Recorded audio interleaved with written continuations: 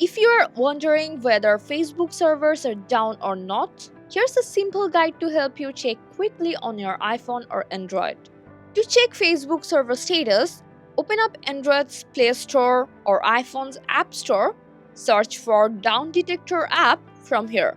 Now install it. After installing the Down Detector app, open the app and allow the prompt. Now search for Facebook and open Facebook from here. You will see a graph showing real-time reports about Facebook server status. The lower part of the graph shows the time and the higher part of the graph shows the number of issue reports submitted by users at a specific time.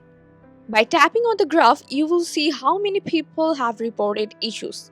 If the graph shows a higher line, it means most people are facing the same issue, indicating that Facebook server is down. You can also check the same thing from your any browser. Just go to your browser and search for downdetector.com.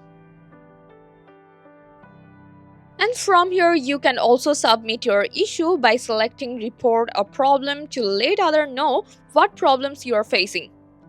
And that's it. Now you can easily check if Facebook servers are down and report any issues.